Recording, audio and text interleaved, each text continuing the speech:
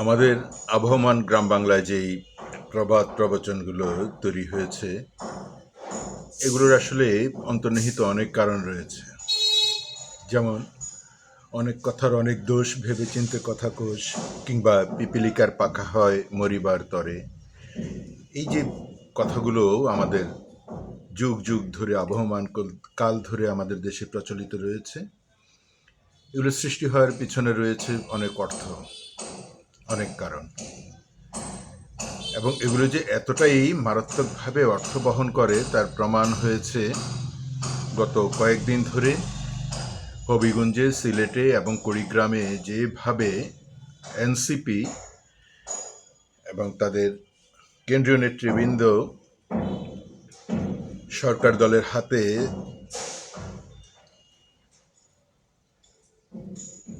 প্রতিরোধের মুখে পড়েছে, বলবো প্রচণ্ড প্রতিরোধের মুখে পড়েছে। এটি হচ্ছে তার প্রমাণ।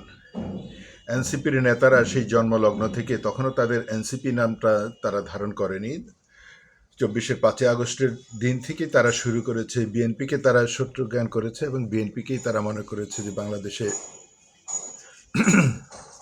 তাদের প্রধান প্রতিদ্বন্দ্বী। যদিও তাদের কোনো অস্তিত্বই ছিল না, বিএনপির খেয়ে পড়ে, বিএনপির পড়ে বা বিএনপির শক্তিকে কাজে লাগিয়ে তারা নেতা হয়েছে। তারা যখন হারুনের হোটেলে, ভাতের হোটেলে যে তারা আত্মসমর্পণ করেছিল, বলে দিয়েছিল যে এই রাজনৈতিক আন্দোলনে তাদের কোনো অংশগ্রহণ নেই, তাদেরটা ছিল অরাজনৈতিক আন্দোলন, কোটার আন্দোলন, এবং সরকার সেটা মেনে নিয়েছে বলে তাদের আন্দোলন এখানেই শেষ হয়ে গেছে। তার পরবর্তীতে সমস্ত আন্দোলনটা কিন্তু নেতৃত্ব দিয়েছে বিএনপি, এবং সারা বাংলাদেশে এই নেতৃত্ব ধরে রেখেছে, আন্দোলনকে ত্বরান্বিত করেছে। এবং 5ই আগস্ট যে সরকারের পতন হয়েছে, সেখানে এই এনসিপির নেতাদের বিন্দুমাত্র কোনো ভূমিকা নেই। বরং তাদেরকে ছাড়িয়ে আনার জন্য, হারুনের হোটেল থেকে ছাড়িয়ে আনার জন্য নানা রকমভাবে বিএনপির কাছেও সাহায্য সহযোগিতা চাওয়া হয়েছিল, এবং সেইভাবে বিএনপি তাদেরকে সাহায্য সহযোগিতা করেছে। তারা বেরিয়ে এসেছে, তাদেরকে সসম্মানেই রাখা হয়েছে।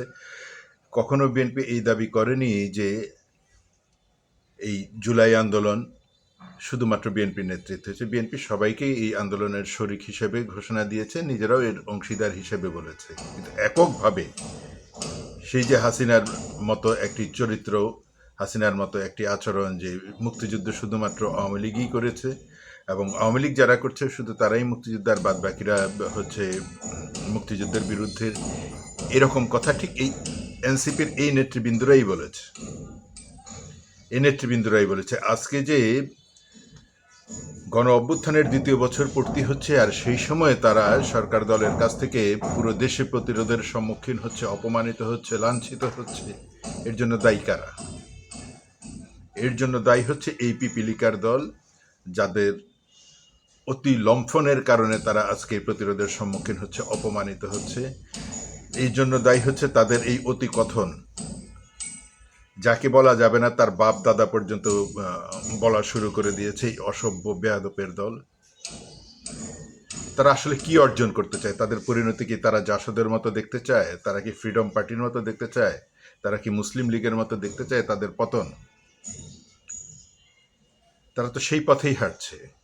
আজকে মাত্র 2-3টি জেলাতে তারা প্রতিরোধের সম্মুখীন হয়েছে।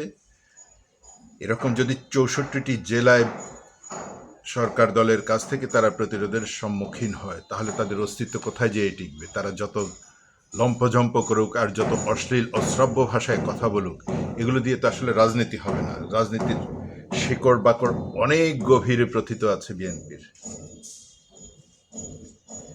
যারা গত 17 বছর ধরে, শুধু আওয়ামী লীগের 15.5 বছরও নয়, সেই যে মঈনুদ্দিন ফখরুদ্দিন আমল থেকে তারা সরকার বিরোধী আন্দোলন, গণতান্ত্রিক আন্দোলন, ভোটের আন্দোলন করে আসছে। হাজার হাজার লক্ষ লক্ষ নেতাকর্মীর রক্ত, শ্রম, ঘামের বিনিময়ে বিএনপি টিকে আছে। কারো দয়া, দাক্ষিণ্য, অনুরোধে, অনুকম্পায় বিএনপি টিকে নেই।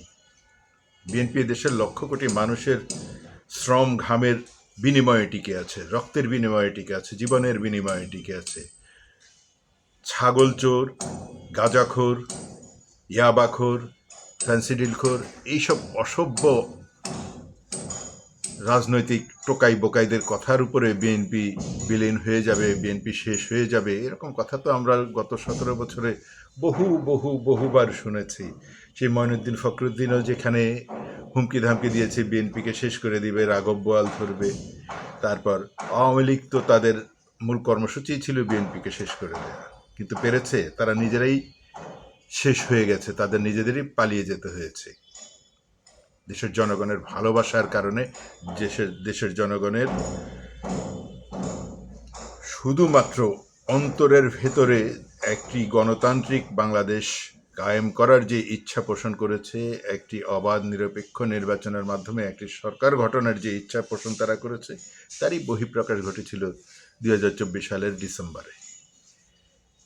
সেখানে এসব নাহিদ, সার্জিস, ডার্বি, এদের কোনো কৃতিত্ব নেই। এদেরকে শুধুমাত্র সামনে শো রাখা হয়েছিল, শুধুমাত্র এদেরকে সম্মানটা ধরে রাখা হয়েছিল। বিএনপি ইচ্ছে করে এদেরকে এই সম্মানটা দিয়েছিল। যদি বিএনপি চাইতো 20-22 তারিখের পরে, জুলাইয়ের 20-22 তারিখের পরে এই নেতৃত্ব শুধুমাত্র বিএনপি দিচ্ছে, এটা বিএনপি প্রতিষ্ঠিত করার জন্য, তাহলে মাত্র কয়েক মিনিট সময় লাগতো। বিএনপি শুধুমাত্র এদের সম্মানের কথা বিবেচনা করে এইভাবে এককভাবে এই কর্তৃত্ব কোনো সময় তারা দাবি করে বসেনি।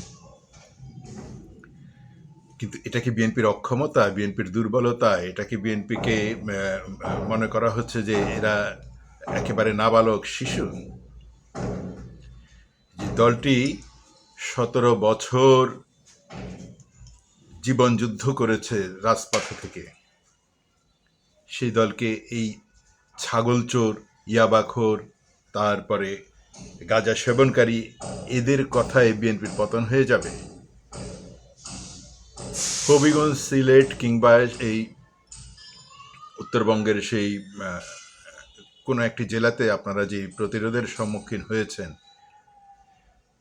জেলা লাগবে না, বিএনপির কোনো একটি ইউনিয়নের, কোনো একটি থানার একজন নেতৃবৃন্দের যে সাংগঠনিক শক্তি রয়েছে, সেই শক্তির সাথে আপনারা পুরো বাংলাদেশ একত্রিত হয়ে কোনো একটা জায়গাতে ডাক দিন।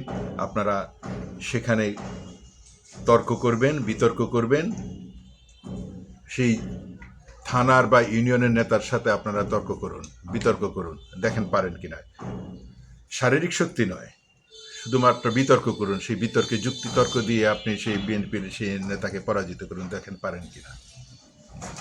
শারীরিক শক্তি, সাংগঠনিক শক্তি, সেটা তো একেবারেই উল্লেখই করলাম না। এসব অসভ্যতা দিয়ে আসলে রাজনীতি হয় না। আপনাদের সিদ্ধান্ত নিতে হবে, এই অসভ্যদেরকে, এই মাদক সেবনকারীদেরকে আপনারা আর কত প্রশ্রয় দিবেন, নাকি সারা দেশে আপনারা এভাবে প্রতিরোধের সম্মুখীন হবেন? যখন গণ অভ্যুত্থানের 2য় বর্ষপূর্তি হচ্ছে, তখন আপনারা এরকম অসম্মানের একটি দিন যাপন করছেন। এটি আপনাদের জন্য লজ্জার, আপনাদের জন্য অপমানের। আপনাদের রাজনৈতিক যে অবস্থান, সেটি জানান দিচ্ছে যে আপনারা আসলে কতটা দৈন্য, আপনারা কতটা বিকৃত রুচিতে পৌঁছে গেছেন।